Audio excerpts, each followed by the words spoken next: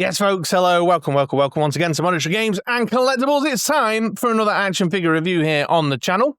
And as you can see on the screen in front of you right now, today we're taking a closer look at the G.I. Joe Classified Legacy Collection Police Emergency Services Unit. So stick around, I'm going to give you all the ins and outs, ups and downs that you need to know about this figure. So if you've been thinking about picking one up for yourself, you'll have good, thorough information to make a purchase decision around. I'm going to kick things off by jumping back in time and taking a look at the packaging, taking a look at the box on the day it arrived on my doorstep.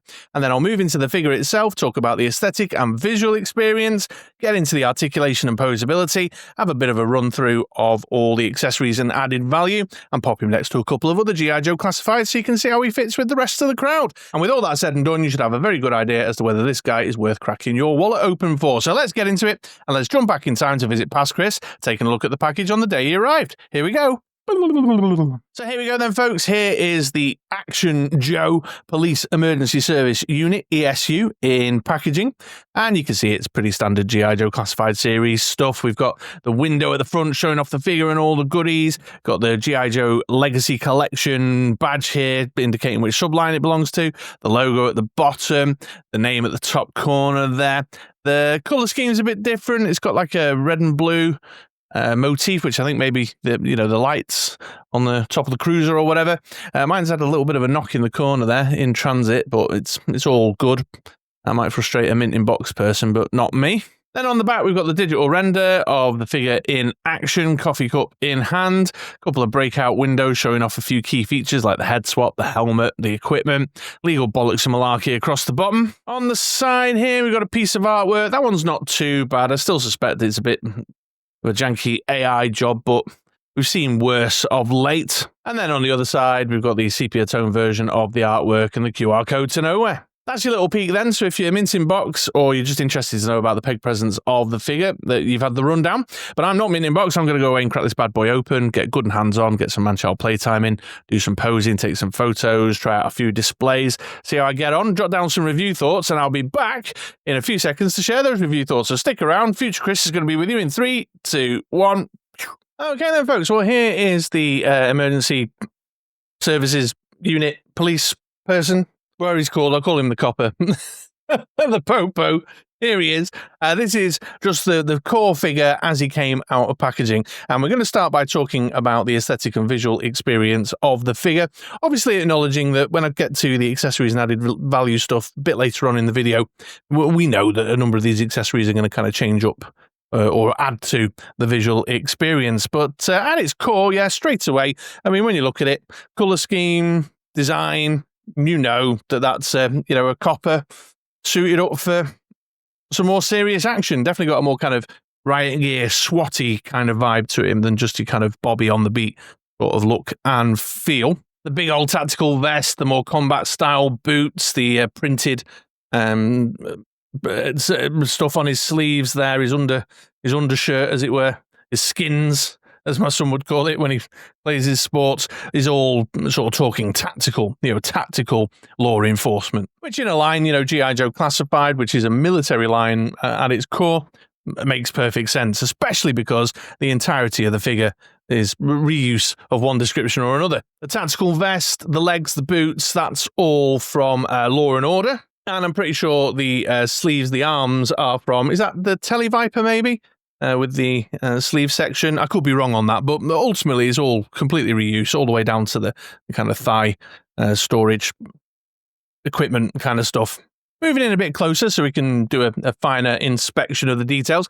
The head that is on the figure out of the packaging is the black head, but there is a Caucasian, a white dude as well that you can swap it out for. So if you're army building, of course, that's excellent because it means you can mix it up and get a lovely, diverse little force on your hands there. But this head sculpt's brilliant. Probably my favourite of the two, in fact. Great facial features, lovely facial expression, got some real personality coming through on the figure there. Lovely added details with the little goatee and the tash, really well applied paint applications on there as well. Great sculpted hair. So yeah, really, really into this head sculpt. And if you go and take a look at the photos that I took, you'll see that I'm leaning much more towards this head sculpt than the white guy, for sure. So the head situation is up to the usual G.I. Joe Classified series standard. We know they do good heads. when I come to edit that, I'm just going to check that statement. That came out worse than I meant. We know that Hasbro gives a good head. You know what I mean. But yeah, it's good quality sculpt, definitely. And then moving down into the body, we've seen this vest before, so I commented on it when we got Law and Order, but lovely details in here with the little painted badge there on his breast. We've got the portable radio with the little the little antenna core radio section, and the cable coming up here to the little microphone at the top, which is really nice to see, and some lovely textured detail in the vest itself. The only difference really is that Law and Order's had a bit of a kind of two-tone thing where there was a darker blue and a lighter blue, whereas the whole vest is just this same colour black throughout. So moving him to the side here, because he's got his police badge insignia here on the shoulder, little decal, and then we've got police printed on this arm here. And then something here, 8 issue. I don't know what that is, but yeah, a little kind of extra flash of detail. And then as we move him around, we can see there's lovely details on the belt, like the paint application for the truncheon loop there. We've got these pockets at the back for his handcuffs. He's got his little torch, and that's in a different black tone, a shinier black tone. The handcuffs in this one are painted. Talk about the pointlessness of that in a minute. So that's all lovely to see. Got his little carabiner clip here on the front, painted belt buckle, so all these lovely extra details throughout. Nice texture detail in the pants. Got his knee pads as well for, taking a knee for tactical positioning. And then the boots, fine. They're just some big clod-hoppy leathery boots. He's got an extra holster here on the thigh. Obviously, I'll get to that when we talk about the accessories, but that looks fine. It's got some sculpted detail in it too. And then just like a little kind of tactical storage pouch thing on the other thigh there for, I don't know what a tactical police officer of this nature would carry, but I suppose medkit stuff, for example, these kinds of things. Obviously, colour scheme-wise, he's a boy in blue, so you can see the kind of blue look in the uniform there is that kind of deep blue that you would automatically kind of instinctively associate with the police force. So that's fine, good, lovely and dandy. But it obviously sits well with the black trimmings and the black elements as well. And then just as usual, little extra touches, like, he's got a watch on this wrist here with a watch face, Sergeant Slaughter, just saying. A little wristwatch there, and he's got this kind of armbandy thing, which I don't know what the point of that is, but he has it. No, this is a thumbs up. I think this is an excellent example of, just really smart, well-applied reuse across a line there. The whole objective with that legacy collection was to have these kind of ancillary kind of figures for the line. We've obviously had the firefighter so far. Got the police officer. Place your bets as to what the next one along the line will be. A lot of folks, I think, are expecting something along a kind of paramedic-y kind of space. But yeah, it's just really clever, really sensible reuse. You look at that and you don't think Law and Order necessarily. Well, you do, because Law and Order is obviously, an MP. He's a law enforcement type character as well, but it's got its own unique blend and comes together really well. And so the visual experience is lovely.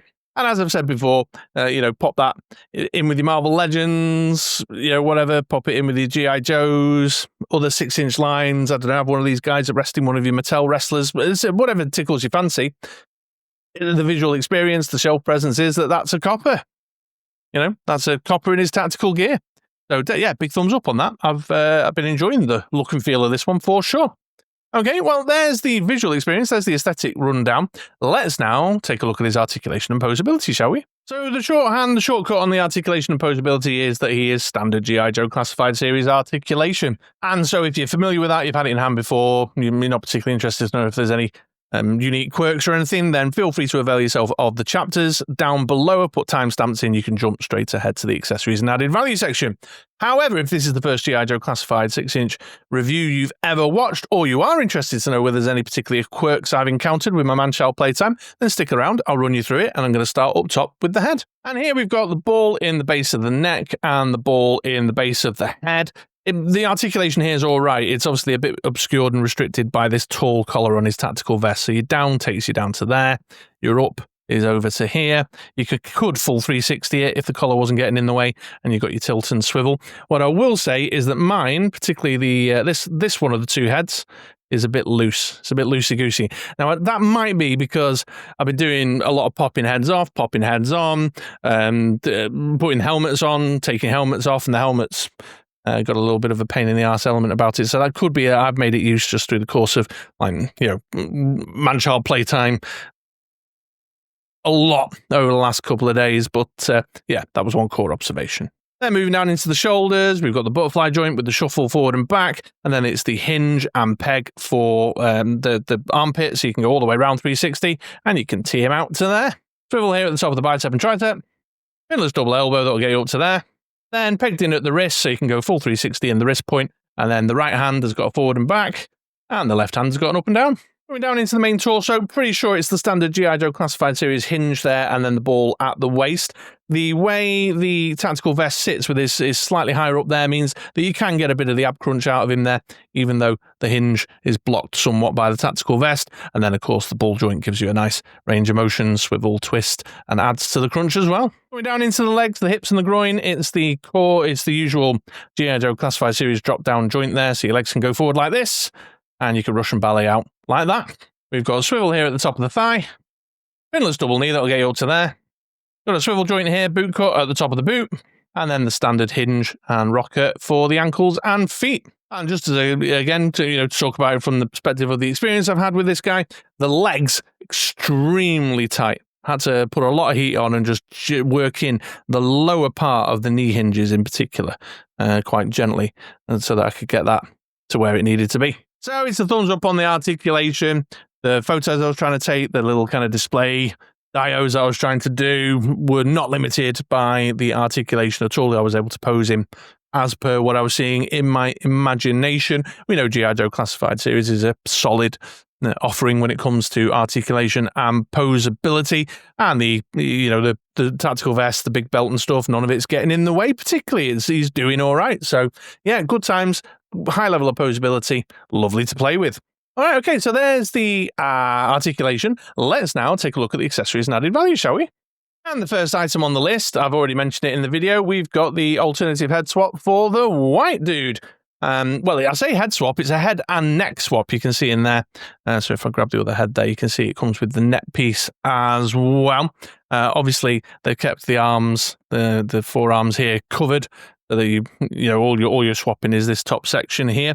This is probably my least favorite of the two head sculpts. In the first instance, the plastic is a bit shinier on this guy than I'm used to with G.I. Joe Classified. So his skin tone has got, I don't know, almost a bit of a, possibly in a good way, but also in a negative way, got a bit of a shiny, like old school 12-inch Action Man sort of vibe to it. And because of the way his brown hair is and the vividness of his blue eyes, it really reminds me of the big, tall Action Man I used to have when I was a kid. I don't know, tell me if you can see that. But yeah, the facial features are fine, the sculpting is good, the paint applications are good. It's a good quality head sculpt. I'm just finding myself liking the character and personality of this one a lot better than that one. This one looks too toy to me. And then while we're up top here, just sort of talking about the headspace, there's quite a few accessories you can use to change his look up and tell different types of stories. We've got some protective eyewear there. We've seen these a couple of times now. Leatherneck, Mercer here with the copper, possibly some others. It's fine, just black plastic for the arms. And then the see-through, the transparent yellow shade there. Then we've got the more traditional kind of police officer's hat here. Again, which is nice, little peaked hat. Got your black peak, got your blue main body, some nice paint applications in there, both on the badge on the front and the brass studs at the side for this leather strap that's going across the front, which is also in black and in a leathery design. Good contours, good shapes, very easily identifiable in terms of what it is, and it obviously adds to the visual experience, the overall visual experience of the character. And then we've got the kind of protective riot gear helmet here. So you can see it's got a hinged visor that you can bring down across the front of his head.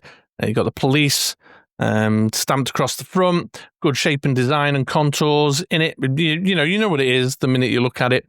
The transparent protective visor that comes down across the front. The visor is a bit tricky when it's on the figure to pop up and down because there's like a little lip here. But when it's off, you can sort of loop it all the way around if you want to do him with visor up. The main thing with it is this chin strap. I mentioned before that I had an element that I was finding a bit of a pain in the arse, a bit annoying. And it's this chin strap. It's really, really awkward to get on and off with the chin strap the way it's designed. So I've been sort of looping that round to the top there and kind of popping it down. And then you sort of have to like really finesse it over his nose and stuff. And then on the other head, I found that the little goatee makes it really tight across the base, and it's very difficult to get this chin strap on and off. So it's a real, to finesse it. And what it's doing, you see, it's riding up over his mouth, and it's just annoyed me. The chin strap I've just found annoying. But regulars around these parts also know that I'm very clumsy, ham-fisted, and impatient. So it might be fine, and I'm just being classically Chris about that. Then our officer here's got some, standard police officer gear and equipment. So here's his taser, his non-lethal piece of weaponry. It's got the little yellow stripe on it. Again, we've seen this before across the line, so that's available for use. He's then got a flare pistol. I think last time, in fact, I think the last time we saw both of these was on, I want to say Doc. His was like an orangey red. This is a bright yellow this time around. And then he's got what we would call here in the UK his truncheon, what you guys over in the North American kind of continent would call it his baton, with the the two handle designs there. And like many of the batons that I've had over collecting G.I. Joe Classified, this one is a little bit droopy. And then finally, of course, every copper's got to have his set of handcuffs here. We saw these first with Chuckles, I believe, off the top of my head. So again, it's all reuse stuff, single piece of molded plastic, but the sculpting on the little chain in between and a few little details in there, like some little metal studs and stuff, bring it to life. But that does look very plasticky, looks very kind of toy and plasticky with the choice of plastic that they've gone for there. Now, most of these, bar one, have storage across the figure. So the baton, the truncheon, has a little carry loop there. We've got a holster on his thigh, which I've preferred to use. I find the better fit for that is the taser, but you could, squeeze in the flare gun. I find the flare gun is a bit too thick and chunky and sort of sticks out a bit weird. I don't like the way that looks, and certainly is a holster here I've much more preferred to use for his pistol, which we'll talk about in a second. So I've kind of been putting the taser in there. And then we've got this stupid pouch on the back here for sticking his handcuffs in, which just simply doesn't work. Just simply doesn't work on a couple of levels. The first is like you got to fold it over and then sort of fidget it into the pouch, and then it just sort of looks a bit bulky and crap and sort of falls out of place like that. And then because they've used this sort of cheaper looking plastic, it doesn't look great next to the actually nicely metallically painted sculpted in version on this side. So I've actually not been bothering with putting those in there. Then he's got his government issue sidearm here, which is, we've seen this a number of times in the line, single piece of molded black plastic there. Got some sculpted details in it, so it's a pistol. So that's all fine and dandy. Yeah, it's a nice piece of kit. And as I mentioned before, I've been holstering that on the vest holster, which incidentally, you can pop up. I've mentioned before, I'm not a fan of these kind of rubbery little sort of pop studs and these little latches, but this is working all right on this one. While we're on weaponry, he also comes with this fucking thing. I mean, this looks intense. I don't know what that is. So these look like shotgun shells, but in a massive drum. So like, a huge kind of pump action with handle shotgun type thing. I mean, it's well sculpted. Have we seen it before? I don't think I've got another one in my box, but it's a little bit rubbery. You can see it at the back, certainly on the butt. But you've got the added bits of paint applications there on the handles. Obviously, you can see the shells painted in there, so it does come to life. It just looks like a bit intense. I mean, you guys will have to tell me. I hear in the news about things like the militarization of the police in the USA, but that. When I think of them like TV shows and movies, I think of a more kind of traditional pump action shotgun, which might have been more appropriate. Then the officer here has got his riot shield. This is a good piece of kit as well. Again, for your sort of storytelling and your depth of gear and whatnot that you would expect to see. It's obviously got the police, so the black stripe with the police printed in white across the middle, and you can see all the kind of the weathering effect for all the kind of blows and impacts that it's had, and then it just fits on and off the arm, really, really straightforward. You've got this little loop in here and then a little hand grip there. What I've found is that it's easier to pop the hand off, make sure you've got the hand gripped on there, and then slide the rest of the arm through, and then just peg it in sort of through here, and it's a lot easier than it sounds. There you go, just did it quickly off camera. Honestly, it just took me no time at all. It was only because I had to bring him close to do it. But yeah, I took the hand off, put it around, wrapped it around the handle, and then slide the rest of the arm through the holder and clipped it together. And yeah, it's good look. Really good look. Look at that. And our officer here has got his, wet weather poncho piece. It's a soft goods piece. You can see the soft goods piece there. It's the same as the one that came with the 60th anniversary infantry trooper, although obviously this is a police design in the black with police printed across the front and not camo and whatnot. So it's fine. I'm not the biggest fan. I think it looks a bit dumb on him, to be honest. I don't know if maybe there's a little knack or a secret to making it look right, but because of the way it sort of sits and flaps across the top of all the stuff underneath on his tactical vest, I think it just looks a bit bulky and daft. But if you've got the patience to finesse it, then yeah, you could probably do something pretty decent with that. And then for a fun little flavour piece, we've got the coffee cup here, classic takeaway coffee cup here for Joe with a little love heart. Yeah, see what you did there, Hasbro. Very good, very good. Nice, you've got the little cardboard kind of heat protector piece, the plastic lid, and it's sculpted in just like a plastic lid. Yeah, it's fine, it's good, it's great. It's one of those really useful things having a bits box, just a kind of drink thing. And obviously leaning into that sort of stereotypical police. Although I've seen some folks around on the social saying, where was the donut as well? But yeah, that's nice little world building piece that you can use with this guy or across your line, So yeah, it's a thumbs up on the accessories. I think it's a solid example of some good added value, because most everything is all a part of the storytelling, is all a part of what you would associate with the figure and what the figure represents and what you might want to try and do with it in terms of your imagination, So you can get your off-duty officer having a chill, different hats and heads, and yeah, it's just well constructed that way. There is a little bit of squiffy stuff around the implementation, like the whatever's going on with those handcuffs. And I'm not so into this soft goods, and that just seems like the wrong gun to me, but that may well just be my kind of UK-based perspective on that. So overall, it's good. Would I like it a bit more? Yes, I would. A couple of hand swats maybe to make it look like he's directing traffic or something wouldn't have gone amiss.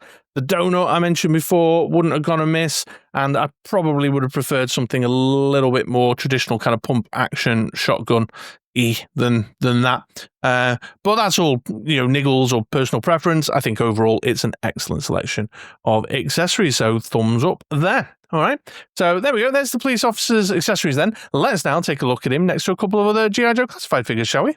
So here is the emergency response unit policeman thing next to Law from Law and Order.